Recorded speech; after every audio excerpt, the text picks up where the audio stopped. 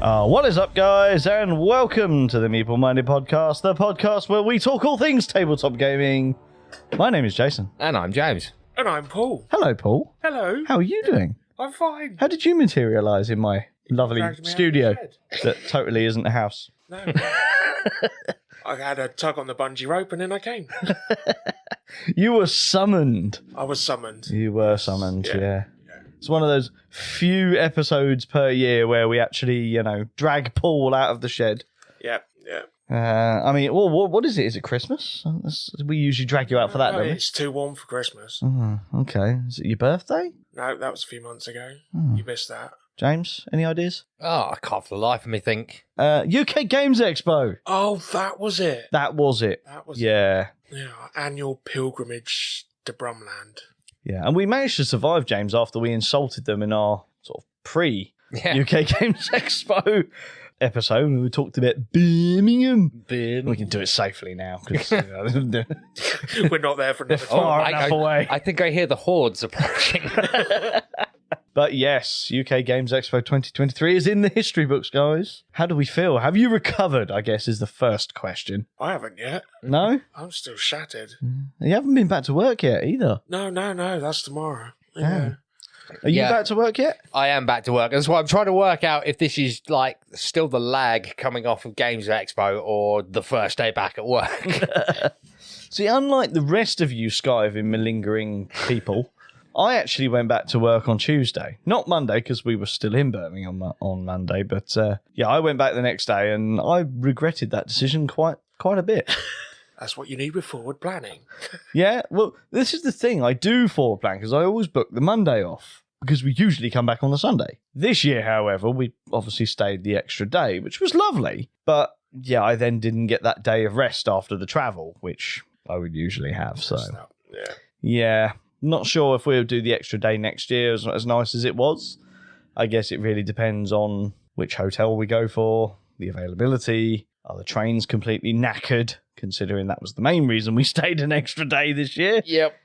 But, yes. Did you both have a good time? That's the first question. Fantastic. Yeah. Paul, wasn't your first one? No. Yeah, okay, it's my fourth. Yeah, because 2019 was your first. 2020 was the only one that didn't happen. 2021 was my first, where I was there for 1 day. And then last year I went with my partner for the 3-day duration. And then this year was...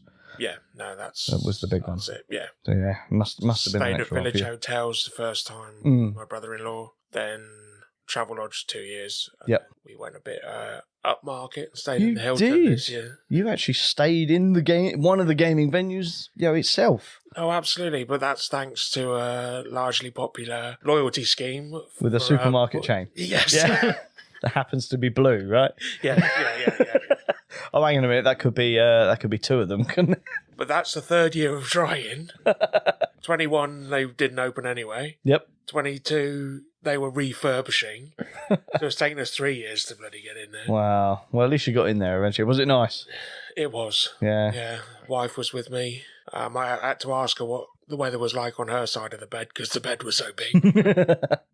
But no, it was a good room. My wife's got a bit of mobility troubles at the moment, so we had a room right beside the elevators. Nice. Which was fantastic. So we didn't have to roll too far out of the elevator once we got back. I suppose that made it quite easy for transporting all the games that you inevitably bought. I was a bit reserved this year. Were I you? think I went for quality over quantity. Oh, that makes a change. Absolutely, yes. Yeah. We did actually pack in my games bags. We could shove all the clothes up one end and put them in on the way back. But we didn't buy as much as I thought I would. See, this was an interesting one for me this year because unlike previous years, I've had money issues when I've gone, because I'm terrible at saving. I didn't think to put money aside. This year I did do that. However, I didn't drive. So at the back of my mind the entire time was I've got to lug all this stuff home on the train. So that helped me actually cut down on the amount of games that I went and bought. Didn't stop me. Didn't help me quite as much as I wanted it to, but it did help a little bit. James. Yes. Did I succeed in my mission to get you to buy games? Technically, yes. There's no technically about it. James actually bought 2 games. Granted, they've now ended up in my collection. Oh, yeah, because you've got the storage space for them. I bought some games. I got nowhere to put them. Jason? What did you buy, James? I bought 2 unmatched sets. You did. I still think that this was actually revenge at me. Not because you wanted to prove me, or get me off your case for buying a game. You wanted to play with my OCD because my collection now can't be actually complete because I don't own those sets. Every once in a while, I would come round and take one off the shelf just so it messes with them. Right? Because the collection is 5% owned by James. Exactly. Yeah. Oh, I have a stake in Jason's game collection. Yeah. That's a rather torturous feeling, I'm not going to deny. I was playing around with the storage last night before game night, and it was really annoying because I sort of deliberately left your sets alone, but now I'm like, I need to put these in the storage properly, but I'm tempted to put them in different coloured deck boxes just so I know that they're yours, but then they're going to stand out like a sore thumb and always remind me. Yeah. Oh, the steak in Jason's game collection. Oh, is there room for Nemesis on here? I want to up my steak. Well, I'm sure we can make some space. Not really sure where, but... Hogs of War, that could go. Well, yeah, Hogs of War. That's, it's not staying. Let's put it that way. So that one will be going very, very soon. But yeah. And whatever's beside it, you can probably just about get Nemesis in there. Yeah. That's the 5-player expansion for Hogs of War next Oh, okay. week, So that'll be yeah, that'll be gone as well. So, yes. Games Expo this year. How did you find it? Did you find it was particularly busy? Well, obviously on the Saturday, well, not obviously, but I was playtesting my own game on Saturday morning. You So were. I didn't notice how busy it was, apart from the 6 people that were sat at my table throughout the 3-hour period I had with them. And then it was a quick run over from Hall 1 to Hall 3 to join you two for the Unmatched tournament. So I didn't really see how busy it was on the Saturday, but Friday seemed as busy as it could get Yeah. for me. So I couldn't really compare it to the Saturday. Mm. And the Sunday was as busy as the Friday was, I think. Just people rushing around, picking up last-minute things. Yeah, I think the Sunday was... I would definitely say it was as quiet as I was expecting it to be. I would say that the stalls had taken a proper battering on the Sunday this year. Like, there was not a lot left. No. At all. So that was... Yeah, that was interesting. But yeah, I was looking at some figures and some quotes the other day, and apparently it was 16% bigger Okay. in the form of people this year than any other year, with 52,000 people, with 32,000 of those being unique people or unique entries. So, that's a lot of people to come in over a 3-day period. And I think the majority of that was the Saturday, because that was pretty big. Yeah, I was thinking about it, and Paul's kind of just reminded me there, because it's like, for me, it's sort of like the Friday didn't feel like it was as much of a crush as it could have been. But on the Saturday, aside from rushing in really early because you wanted your game and I needed to get some paints, you and I then went straight to the open gaming section. Paul was on the playtesting section, and then by lunchtime, we were in the Unmatched tournament. Yeah, so I was like, actually, we didn't go in really on Saturday apart from first thing. Yeah, agreed. And that's generally how I tend to operate, I think, when it comes to expos. Like, Friday is expo day for me. Saturday is just gaming. Sunday is gaming with a little bit of expo to sort of pick up any final purchases that I want to make. So, yes. So I thought what we could do, because we want to talk about Games Expo, that's what the whole point of this podcast is. That's why you've dragged me in here. Exactly. Yeah, we do it every year, so it's only fair we do it again. And I think what we best to do would be to break down our highlights for each day as we go through, which we'll start off with one that Paul can't even join in on, which is day 0, is what I've decided to call it. Yeah, rub it in.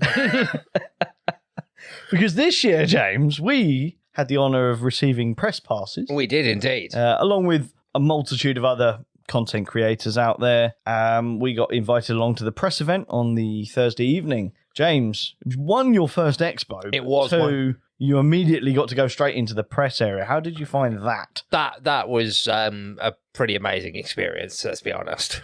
It really was, yeah. I was kind of in my element, really, there. And it was one of those things that I was kind of overworked. I was like, I don't really know what to do because I'm just really excited to be in here. And I ended up speeding around. Yeah. And then we're like, oh, hang on a minute, we've done it in about an hour. Right, let's go back around again and get some photos. And then promptly forgot to get the photos and ended up talking to publishers and things like that, you know, finding out about the games that were there. But one of the key highlights for me on day 0 was the award ceremony. Yes. That starts off the press event, which was really, really cool to see, because obviously you had a lot of the designers there, you had a lot of the publishers there accepting the awards for the various games. How did you find that? Because again, that's not something that everyone gets to see. Yeah, I mean, considering like you were actually there to see them picking up their awards was really cool. Yeah, nice to see companies like Cosmos like proper going in on it and having the guy in the dodo costume, Yep. you know, accepting the award and nearly dropping it.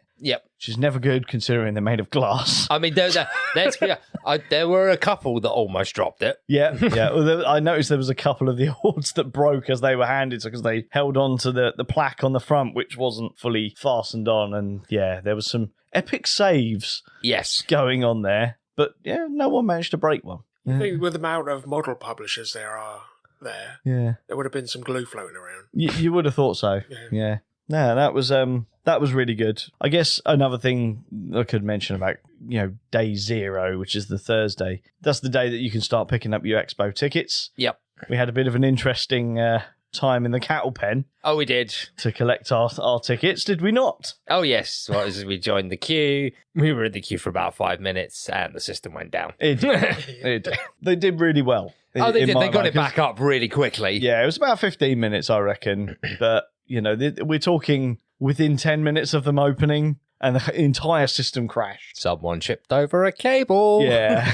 But I felt kind of sorry for them, because at the time there wasn't many staff around, because they hadn't quite arrived, you know, to the stalls. But they kept us well informed as to what was going on. Yeah. You know, plenty of shouting going on, saying what was happening. And, you know, as soon as they fixed it, they got everyone through really quickly, which was great. Same could not really be said for the bring and buy. Oh, yeah. Now, I don't really go in the bring and buy. I know James didn't. Did you go in at all? I did not. For the 4 visits I have had, I have never been in the bring and buy. No, it's not particularly my thing.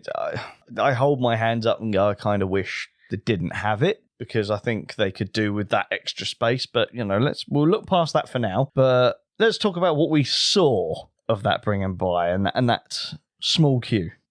Small? Small. Yeah. Small. Think you need your glasses checked.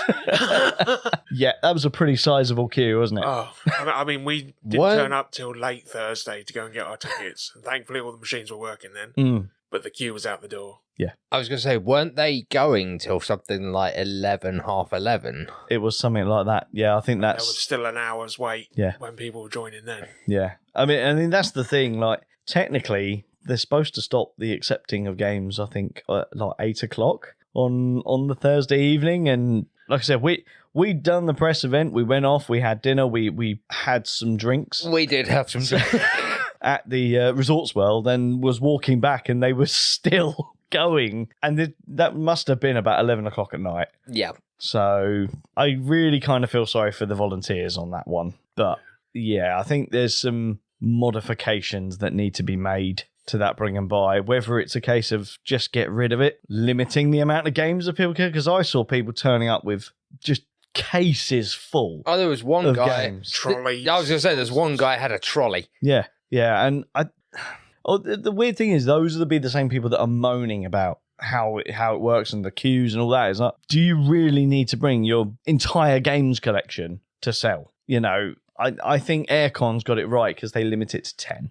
Okay. So maybe there's some limitations that need to come in. Yeah. On that one. But again, it's going back on a Sunday to try and find what you haven't sold. Yeah. Because they're not gathered up and grouped up No. or whatever. You've got to go and find it. Yeah. And if you don't, okay, it goes to charity, which is a good thing. And I know a percentage of each of the sale goes to charity. Yeah. So they are raising money for good causes as well. But yeah, queues. Yeah. Upon. I mean, again, I think a lot of people are giving them a lot of hassle over the bring and buy, especially this year. But it is fair to just remind people, I guess, that they don't profit from it. They do it for free. Like you said, all the money that is made from it, that, you know, was what, 5% of each sale they don't get it. It goes to charity. So it is run for free. So if you want it to stay, I'd ease off on them a bit. I said the large majority of the staff working there are volunteers. Yeah. Well, we found out from talking to one of our friends who volunteered there this year that there's actually only 2 full-time members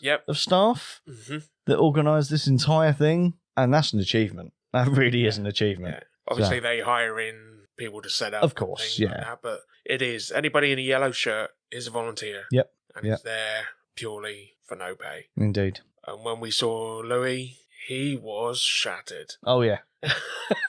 We thought we were bad. But, he looked like the Walking Dead. And he wasn't cosplaying. No. So, yeah, I guess big shout out to you, my friend. You went above and beyond. Yeah. You did. Definitely. But, James. Yep. Friday. How did you find that first thing? Because I didn't let you join the queue. No. You stuck with me, so we were observing the queue as they went in. We were right at the bottom by Hall 1 entrance. Hall 1, yes. Yeah. It's something to see that flood of people come down those stairs. Yeah. A flood's putting it lightly. Tidal wave. Yeah. It's a small tidal wave. I would describe it as a flood because even you commented that it was a bit more orderly this year than it has been in previous years.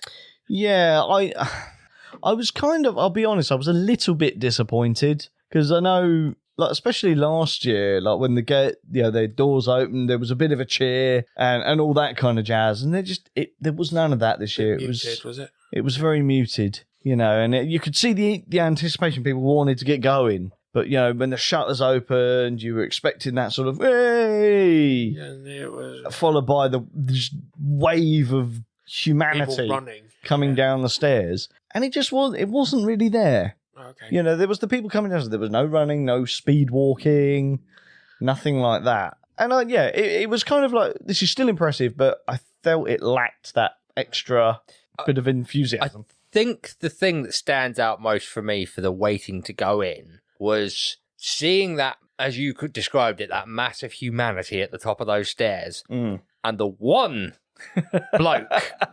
Yeah, one single bloke who was taking down the banners, and as he like those little extendable banner things at the top of the stairs, and going, not yet, not yet, not yet. And I'm sitting at the bottom just thinking, if they decide to go, you ain't got no hope. You've not got hope in hell.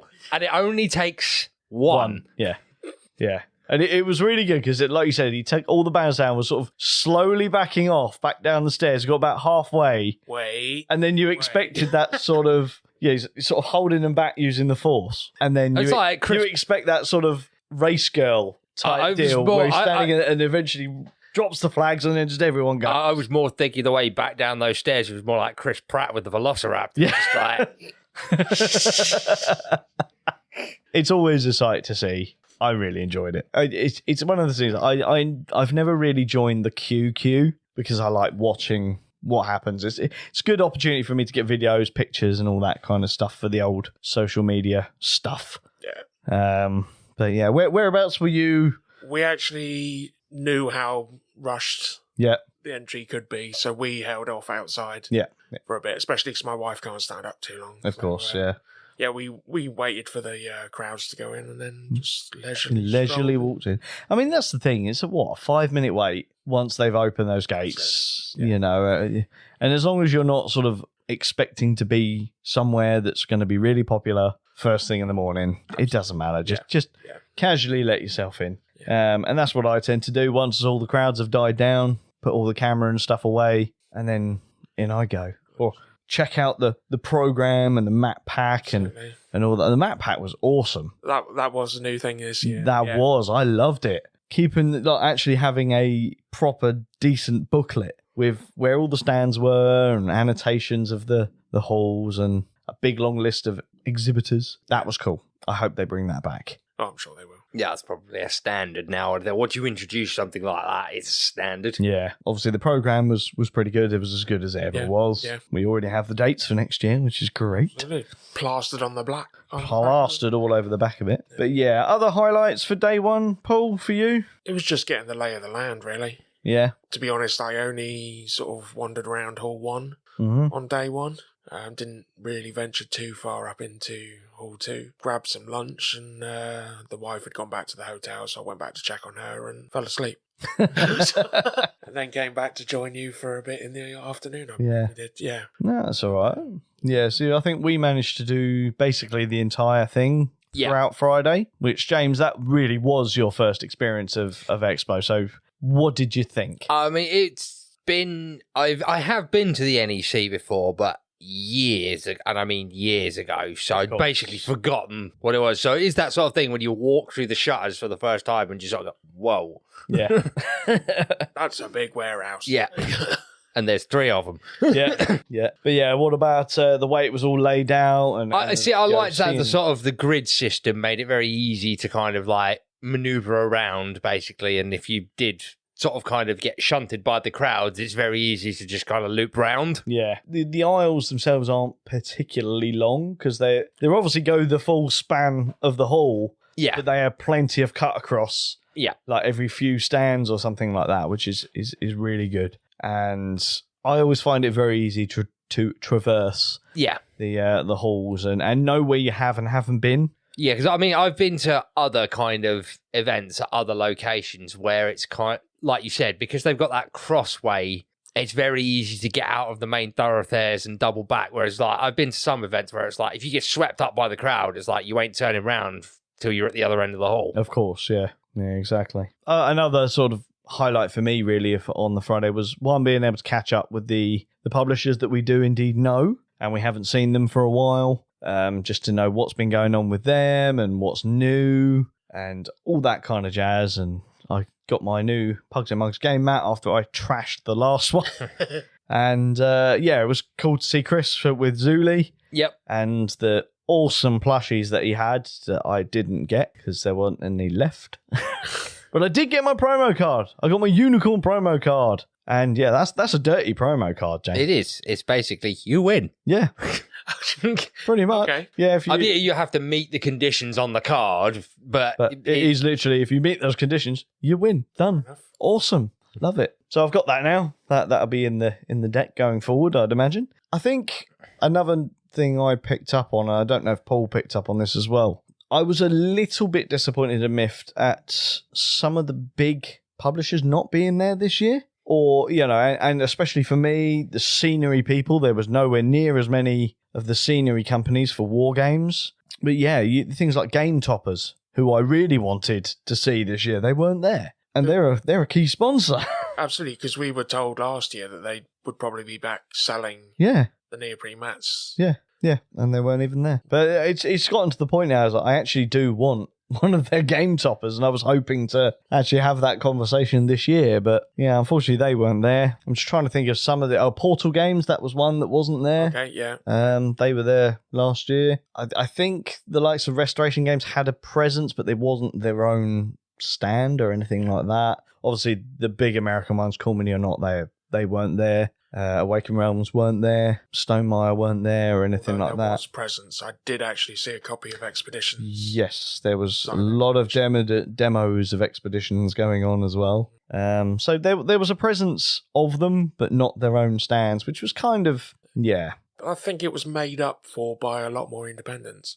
True. Very, very true. Because there was listed down that there was something like 500 exhibitors. So my guessing is those big stands that weren't there, that took up space, they've obviously managed to cram in a lot more of the smaller stands in there. And there were a lot of games either just out or upcoming that were on display. So swings and roundabouts, would have been nice to see some of the big guys there. I don't think I missed them. No? I think by the time I'd gone round and seen a lot of the indie stuff was coming out, I think there was a chap there with a book that used augmented reality. Yeah. You read through the book and then came up against a monster which you clicked your phone at, and up come a monster on your phone that you'd have to battle before you could carry on. So Isn't that Pokemon Go? Could well be. It wasn't. Didn't look anything like Pokemon. Oh, okay, fair enough. But it was just an added use of augmented reality. Yeah. Plenty of other indie. I did notice there was quite a bit of technology involvement games this year. Because you had the whole VR. Yeah, there was a VR board game thing there. I don't know much about it because I saw technology being used, and immediately had to divert away from it to keep my anger under control. I think another thing that was a bit of a shame, really, for Friday was the evening of Friday, wasn't it? Like, we were in the open gaming hall. Yep. And the bar. Ah. Yeah. The bar. The bar. Or lack thereof, shall we say. James, would you like to explain what happened? Because you were actually there. I was. I genuinely felt very sorry for them because, I was like one person from the front of the queue and their whole till system just decided to quit. So they had to go cash only? No, the entire till system quit. So they couldn't even take cash. Wow. It just died. Which is, I mean, that was right after the main hall had closed as well, and so everyone was spilling out into the main gaming hall. And of course, that's in the food court area of the gaming hall as well. So everyone was going there for their dinner. And it's, there's a bar here. Excellent. We'll all queue up and grab ourselves an adult beverage. Yep. And yeah, I do feel sorry for them. Yeah. Because I think really I'd say the one disappointing side of that for me really is that there wasn't someone on site. Yeah. That could assist. I think it was that catastrophic because it wasn't like with the Expo tills going down where it was obviously a fairly easy fix because they had it back up and running quickly. I think this was just catastrophic failure. Yeah. And it was like, this is not something the on-site guy can. It's dead. Yeah. And I know they were trying to get someone to help over the phone. I mean, they didn't say I'd be willing to bet like the central processor, effectively the central box of the set had just crapped out on them. Yeah. Effectively. Yeah. And it's like, that's more a case of, no, we need a new one. Someone needs to bring us a new one. Yeah. Because at least by Saturday lunchtime, it was back up and running. Yeah, exactly. I don't think the bar opens in there till midday anyway, because it opened bang on time. Yeah. We were sat right by it when it opened, which was great. So yeah, I think they lost a critical piece of infrastructure, and it was more a case of, someone needs to bring you a new one. Yeah. So no bar. Yep. Because they actually closed it completely, understandably so. Which was a bit of a shame, really, on the first evening. But we had to walk 5 minutes to the Hilton and pay outrageous prices instead. Well, yeah. The travelling up on the Thursday and me just being shattered, we didn't stay too long, I don't think. No. But we did see a game being played that I did actually pick up, which was Pigs on Trampolines. I'd heard something about this trampoline thing and pigs, and it's hilarious. And if you'd played it Thursday evening whilst you were slightly merry, I'm sure you would have found it absolutely hilarious. I would like to give it a go at some point because it does sound quite fun. Let's be honest, because just sliding back to the Thursday, we had to be dragged away from the life-size Hungry Hippos. Yes. Oh, that was the highlight. That was the highlight for the weekend. It wasn't even a UK Games Expo thing. It was just an actual machine in the arcade at Hollywood Bowl. Oh my God. Literal life-size Hungry Hippos. You mount the back of a hippo, wrench its head off, trying to get the balls out. Brilliant. You look as though you're sexually assaulting a hippo. Well, yeah. Yeah. Yeah, pretty much. I'd love to meet the person that designed that. Shake him by the hand. Yeah. Take a really god-awful game from when we were kids and make it amazing. So yeah, other than that, really, does anyone have any highlights that they want to talk about for Friday? Just being there, I think. Yeah. Being with like-minded people. It's a lot to take in, isn't it? Yeah. Really, when you're thinking about the expo and all the stands and all of that. But yeah, I think ultimately that's it, isn't it? It's all combined as one thing of just everything is amazing on day one. So yeah, I can't really categorize a single thing that stood out to me. I think the ultimate biggest seller of the day was probably Earth. Yeah. Which will transition me nicely over onto day two, because it was one of the highlights for me was for the first time ever, I actually had to get to Expo early. I had to stand in the queue. Yep. In order to stand a chance of getting Earth. It was a game I wanted, and I was determined to get it, and I had no hope in hell of getting it on the Friday. It had gone within minutes. They announced that they were bringing in 40 copies on Saturday and only 20 on the Sunday. So I was like, I need to I'm going to have to get there early. I'm going to have to do that. So that was my drill. First thing on Saturday was get in the queue. So no watching the queue going in, no hearing the cheers, no, none of that. It's all action stations and get ready to run. I didn't run, but luckily enough, a big guy like me don't have to run. It's fine. So as soon as the momentum's going, there was a point though, because it's sort of like when we got to the bottom of the escalator where you come down from the little tram. Yeah. And you literally, the queue for Hall 2 is right there. Yep. And it was just sort of like, there was a point where you stopped, and I swear the look on your face was, is this worth it? No, of course it's worth it. What am I talking about? Yeah. You had that little moment of doubt where you just looked at it and went, Yeah. Yeah. At which point I said, enjoy that, I'm going for a cigarette. Yeah. Yes. Yeah. So I was in the queue for about 45 minutes. So yeah, that was fun. Yes. Didn't have anyone with me because you antisocial socialite went outside and left me alone. Well, there was that. I mean, like, for me, like, you had your thing you wanted to do. I wanted to, before we met up for a few games before the Unmatched tournament, I wanted to go back to some of the paint stands we'd found on the Friday to pick some paints up for my Heresy army. Yeah. Found a couple of very, very nice paint manufacturers on the Friday. Can you remember which ones they were? The one I ended up purchasing for, I think, was Darkstar. It might have been, yeah, Darkstar. Pretty sure it's Darkstar. Yeah, because I know you were looking at the Turbo Dorks. Yeah, which are very nice paints, don't get me wrong. They're just not the kind of effect I was personally looking for. Yeah.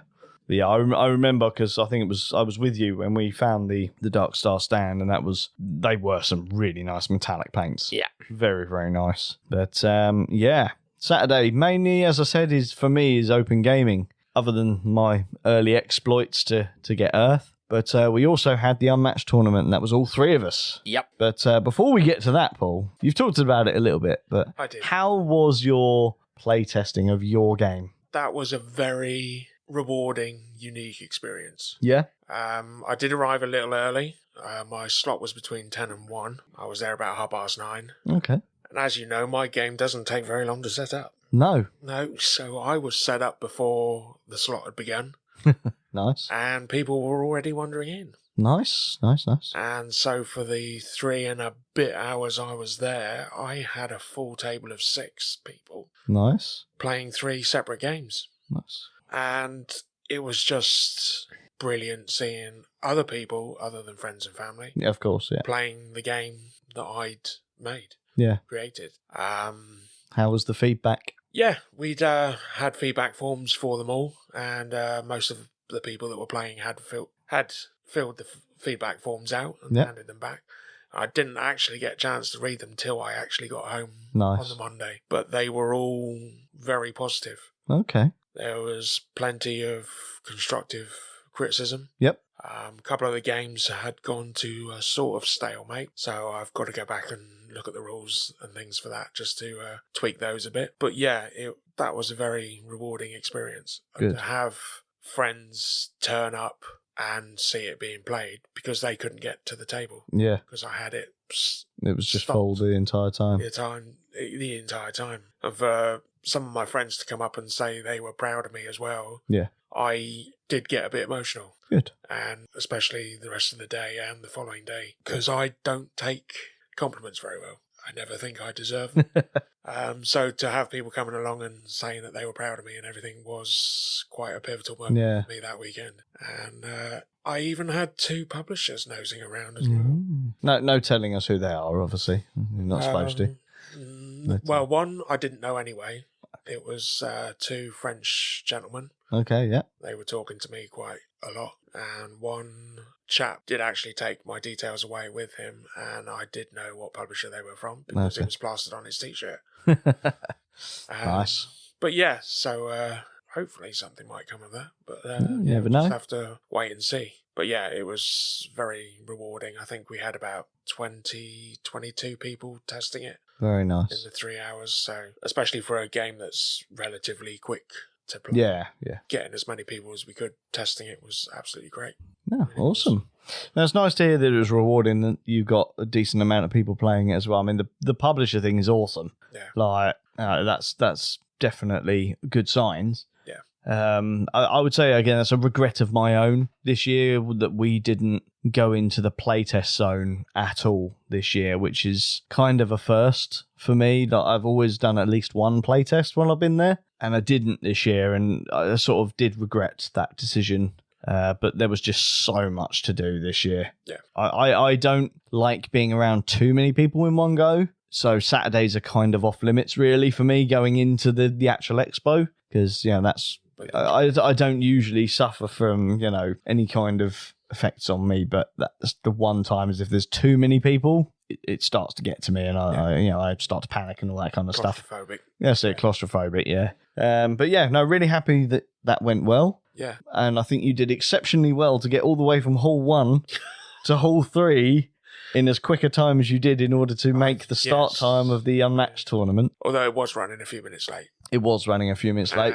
Yes. Moved table. There was a bit of organisational kerfuffle, I think is the best way to put it. Yeah, the Unmatched tournament sort of was going on all weekend, so they had that stand the entire weekend, yet someone somewhere had managed to double book that table for that exact time slot for, I think it was a Star Realms tournament as well. So we ended up having to move and all sorts of kerfuffleness going on, but it did give you that extra few minutes to get there. Yeah. Then I hear a Paul from the other side of you're there. Yeah. I was worried because you started to turn around. I was like, oh no, he's going to go the wrong way. But yes, you did make it. How did you get on? Yeah. I got a pin. I think we get that for showing up, don't we? I think so. Yeah, the first round, was the pin, wasn't it? I came out in the first round. Oh dear. Yeah. What character did you draw? I drew Dracula and Red Riding Hood. Okay. And played with Dracula. Nice. Against... I can't even remember. No. No, it all ended too soon. Not as quickly as mine did. On that note, James, how did you do? I got a pin. What characters did you get, James? I got Robin Hood and Achilles. Okay. And I still, to the life of me, can't quite work... Well, actually, I know what the logic was. I went for Robin Hood, considering the character that my opponent then drew. Mm-hmm. I thought, I'm going to want ranged on this. It didn't help me in the slightest. No. I was like, I'm starting to think I should have picked Achilles. So I believe you went up against Medusa, did you? Indeed, I did. And yes, she obliterated me in 2 turns. Yes, I'd certainly lasted longer than 2 turns. Yeah. Yeah. I mean, Medusa. That's all I'm going to say. James did so well that you actually managed to get in a normal game of Unmatched, which was great fun, because I was pitched up right next to where Ant from the MTVB podcast was, and he was obviously, I believe he was knocked out in the first round as well, which kind of sucky that 3 of the 4 of us got knocked out, but I managed to stay in. Luckily, my first round was quick. Yeah. Yeah, there was a really nice guy. Unfortunately, the cards were not in his favour, and they very much were in mine. I believe that was another 2-turn game. It was about 3.5 minutes. So, yeah. My understanding, you were flying the British flag, weren't you? I was. He was an American gentleman. As I said, really, really nice guy.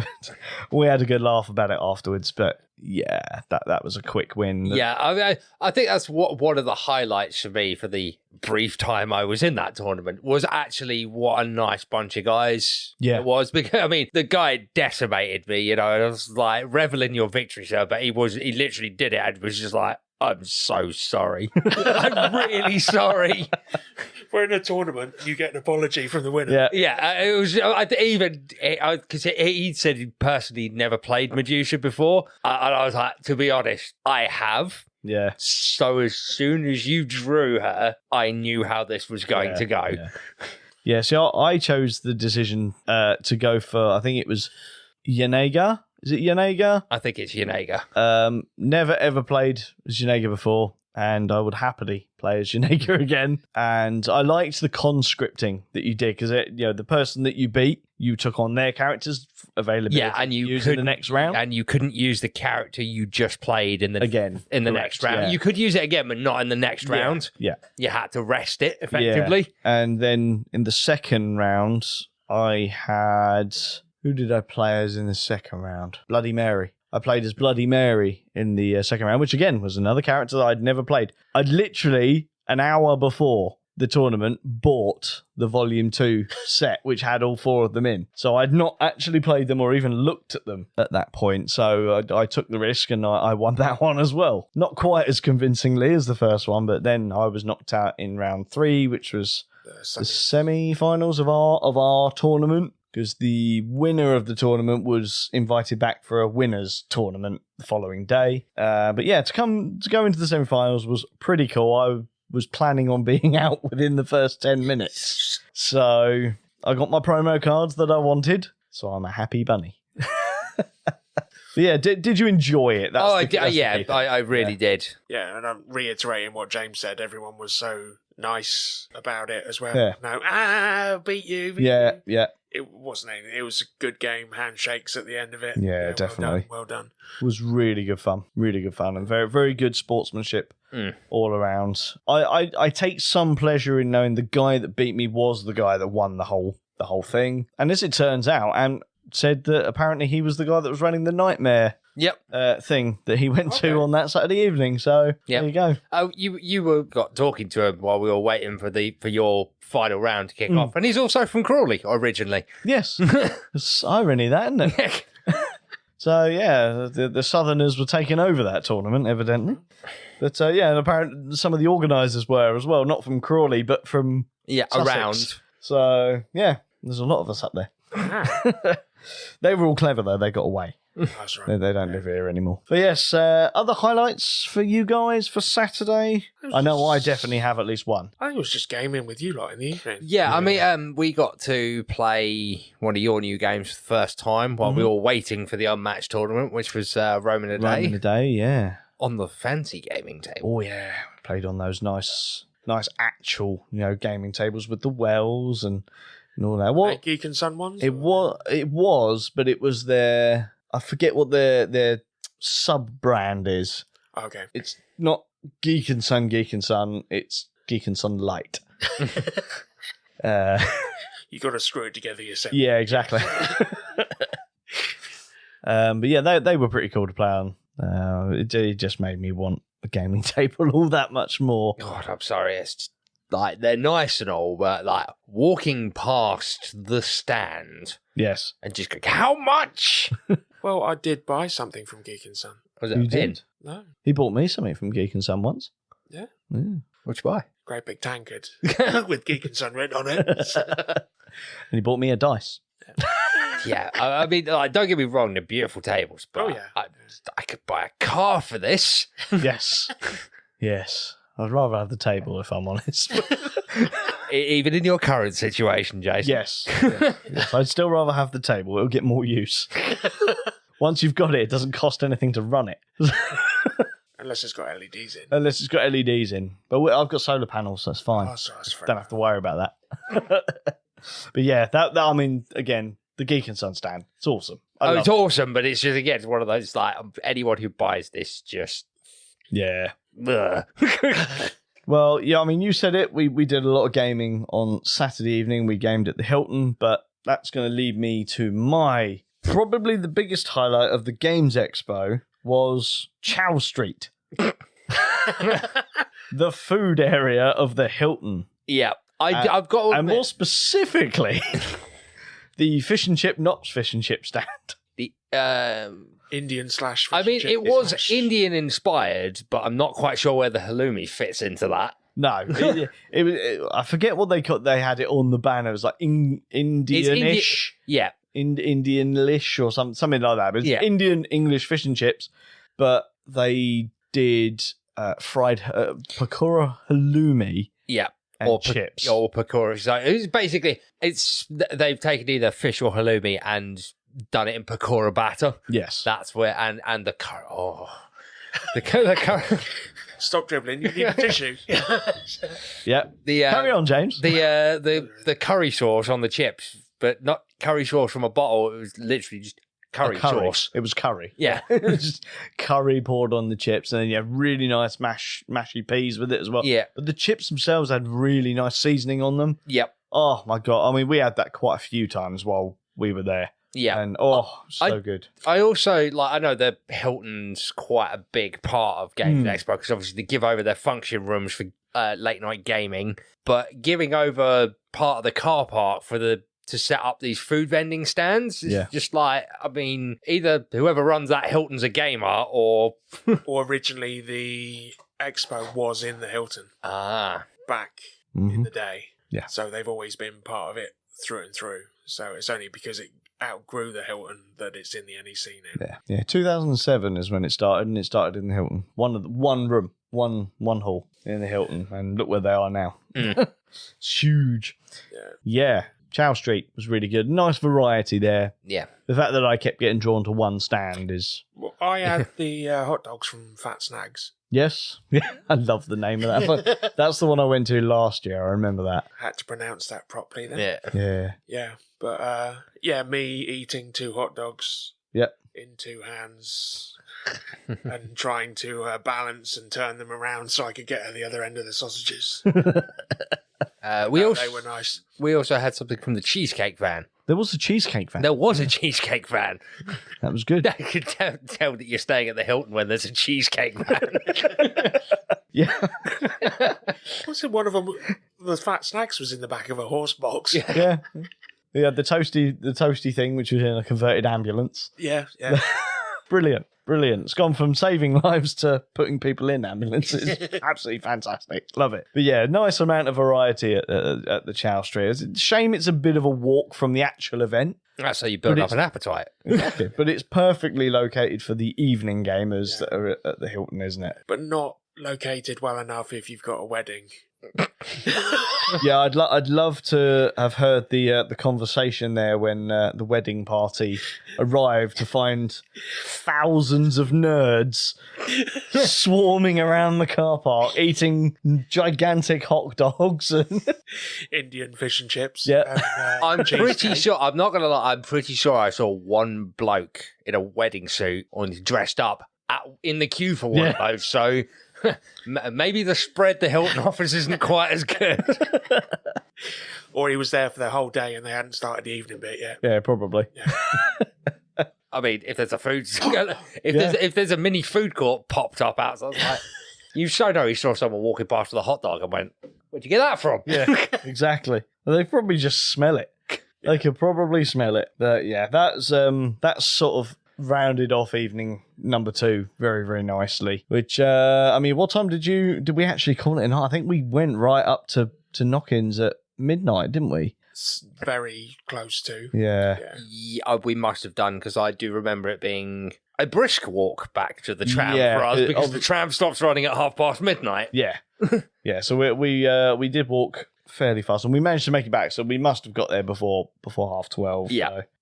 So yeah, that was a good evening, which led us on to day 3, the final day, the Sunday of Games Expo. Highlights for that day. I mean, I guess the first one I've already mentioned was the sheer lack of stock for all of the stands on Sunday. I think following the busiest ever Saturday that I don't even think they were expecting. I'd managed to pick up a starter set of Star Wars Rivals on the Saturday, but they'd run out of boosters. Yeah. Said they were restocking for Sunday, but even by the time I got there, they'd gone. Yeah. I'm assuming Earth went with only 20 copies turning up. Oh yeah, with seconds, I would imagine. I would have liked to have picked up a copy of After Us. Mm-hmm. That was another game I was after. Yeah. Obviously, they had run out rather quickly. Yeah. Saturday afternoon and Sunday were my chance to catch up with everything in Hall 2. Yeah. I didn't do on Friday. Of course. Plus, we had to check out of our hotel on the Sunday, so I managed to load the car up rather early Sunday morning, and then the car was there ready to go Sunday afternoon. We just went up and finished off on the Sunday. Yeah. Nice. I mean, I didn't manage to get all the games that I was ultimately after. I was really looking forward to it. Same as yourself, I wanted After Us, as well as, I don't know if I pronounce it right, but Hegemony. Hegemony, yeah. Hegemony. Hegemony. Yeah. Whatever way you want to pronounce it, that was a game I was really, really keen for. which I didn't get it from my own faults because I'd forgot about it for 2 days, despite the fact that we saw it at the press event and I saw it on Friday. I saw it on Saturday, still didn't remember to buy it. And then, of course, Sunday comes, all gone. Idiot. Yeah, I'm an idiot, but I will be buying that game at some point. It looks really, really good and it really plays to the kind of thing that I like. So, yeah, that's on the to buy pile now, that one. Yeah. But, Sunday for me, again, is more open gaming until people go home, because usually people leave before me. Definitely this time, because we were staying the extra night. So we didn't actually go into the venue really till about 2:30, I think, on Sunday. Yeah. I think we were gaming the whole morning. We were joined by Anthony. We literally just game after game after game after game. And eventually Paul joined us as well. Yep. We gamed and then we disappeared. Yeah. Because we had a car park to go and sit in. Oh, yes. Good old M25. Yeah.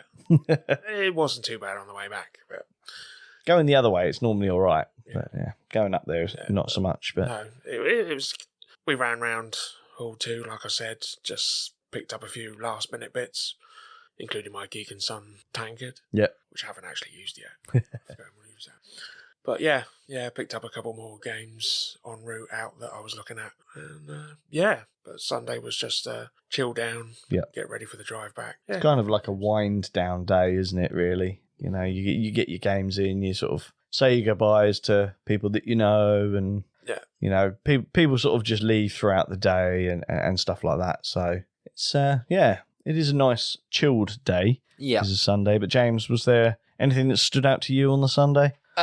So obviously I enjoyed the fact that we got a multitude of games in the morning. Me going in and buying those 2 unmatched sets, that was when I sort of... Yeah, I mean, I'm just going to jump in here and say I was not in the best physical health on the Sunday. I'd had various issues on the Saturday evening, and the Sunday was tough for me. I really didn't need you trying to cause me a heart attack as well by actually buying some games. But yeah. Just doing my part, Jason. Yes, you were. Right before I was about to go and buy them as well. So yep. I should be happy, James, because you saved me 50 quid. Yep. But I'm not happy. Because he's a stakeholder in your collection. He is. Yeah. He is indeed. Yeah, see, Jason, the aim was never to give you a heart attack there. It was to get the games on the shelf, because as a stakeholder, it's like, surely now if you pop your clogs to, you know. That was it, wasn't it? You saw my weakened condition. It was like, I've got to get in this collection now. Yep. Yeah. Otherwise, I've got no chance. Biding my time. But, I mean, with your buying, James, we'll cover one more thing before we sort of move on. How did you find the buying experience? Because I know one thing you mentioned to me was the requirement of walking around when buying. Yeah, I mean, obviously the unmatched boxes aren't that sizable, especially there were 2 player sets, so they're even smaller. Yeah. But yeah, they didn't have any bags, because I did ask for a bag. Luckily, you had your backpack around with you, yes, which had enough space to squeeze into unmatched sets. But yeah, it's probably because I was buying on the Sunday, but the actual buying experience was pretty smooth. Yeah. Because like you said, that Sunday is a slightly quieter day, so I didn't have to fight through to get to the stand. I could see them both there. Really tested my moral fortitude, because I picked up the Beowulf set, which I had, and I was reaching for the Jurassic Park one, and a little boy, must have been about 6, picked it up. Yeah, because there was only one. Yeah, there was only one, and it was just that sort of, it's morally wrong to shoulder barge a 6-year-old, isn't it? You can't afford that, little boy. It was, no, at that point, it was just, come on, parent. And they did the typical parent thing, took one look at her and went, you won't play that, and put it back. And I just sort of went, 1, 2, 3, mine. Didn't even wait for the 5-second roll. Waited for the 3-second roll, and that was more than generous. But I think one of the other key things really is, on the whole requirement of walking around and stuff, is checking the prices, really. Yeah. Because especially with the unmatched sets, just use them as an example. Oh, they were the Jurassic Park. one wildly you different. got, I think, for 25. Yeah. Yeah, I saw Stan with the exact same one on for 35. Yeah. So it's not even like a small discrepancy. That's 10 quid. And they were in the same hall. That was the other thing. They were just different ends of the hall. So... I mean, I know you've got a captive audience, but really? Yeah. Yeah. Yeah, exactly. Again, I guess that's advice really for future always cons and stuff, is just shop always have a look. But I think that's the main reason why I held off buying stuff. Obviously, we didn't really go in there on the Saturday, but on the Friday, because it's just like, if I impulse buy this, I know I'm going to walk around the corner and find it somewhere else cheaper and then kick myself. Yeah, exactly. And I had the chance of buying Earth on the Friday. Yeah. But it was substantially more expensive. And I was just sort of like, I know they're getting some on Saturday, so I'm just going to wait. Because, again, I don't... It's price marking, isn't it? Yeah. Like, you are up to the price above retail just because you know that the actual stand is sold out. Like, it's not on, really. But doing stuff like that, it actually put me off buying games from that stand full stop. Yeah. Like, they had another game that I wanted that wasn't anywhere else. I just refused to buy it. It was on principles. It was like, no, sorry. You clearly don't have morals.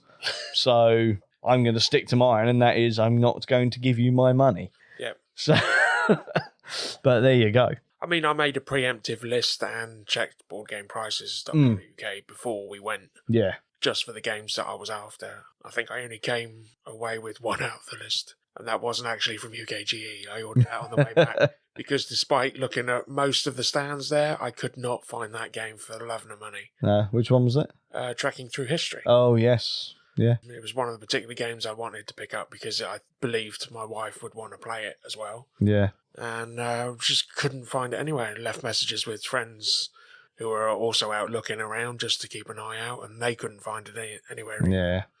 So, just managed to order that on the way back, and it arrived a couple of days ago. So. Yeah, I did find that quite amusing. Being my first expo, the amount of backwards and forwards is like, if anyone spots this, yeah, yeah, exactly. But yeah, I definitely would suggest, like, if there's certain games you want, you're going to want to make a beeline to get them. But if they're games that are going to be on multiple stands, then you do need to check the prices because some stands will bump their prices up, or even just set a limit of what you're going to pay for it. Exactly. Yeah. If you do a bit of research before you a couple of pounds extra for it when you do see it, then take it there. Yeah. Then no doubt as well, people who work on the stand are floating around. It's like, oh, we've got this, and everywhere else is running out. So just quick the price a little bit. Yeah. I think we can finish out very, very quickly. I mean, we've already covered James on this one, so we don't really need to ask James again. But Paul, what games did you buy this year? I bought Moonrakers. Yes. I bought first Rat after somebody had said, no, there was only 2 copies there. There was when I got it. We got Pigs on Trampolines. We got a copy of Star Wars Rivals. Yep. The starter set. And I got a copy of Moon to fill out my trilogy of Villages, Streets and Moon. I'd like to play Moon, see if I dislike it as much as I like the other 2. And then I got Trekking Through History on the way back.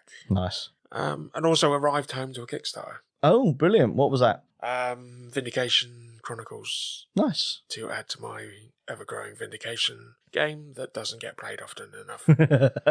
It's always the way, mate. That's always the way. I picked up a Kickstarter from Stuff by Bez. Yep. Which I picked up there and then, which was a game about making noises of creatures that are down in front of you that people have to guess which animal it is. I think that's the title. It's something very similar to that. But yeah, no, those were, like I said, quality over quantity this year. I got a fairly small list as well. I think we've covered most of them anyway. Rome in a Day was one I set out to buy. Enjoyed that one. We did, and we've played it so much since buying it. Like, it's probably already one of the most highly played games this year, and I've only had it a week. So I mean, in fact, not even a week. Spoiler alert, it's Thursday. I bought it on a Friday. Yeah. So I've not even had it a week, and it's already been played more than any other game this year. Rome in a Day, that's really, really good. I got the Living Forest Kodama expansion. You found it. I found it. I got it. I may have beaten up a few old people and stole some candy from children to get it. Ah, see, I went with the moral approach. Jason has no such morals. You went with the patient approach. Put the thing down, put the thing down.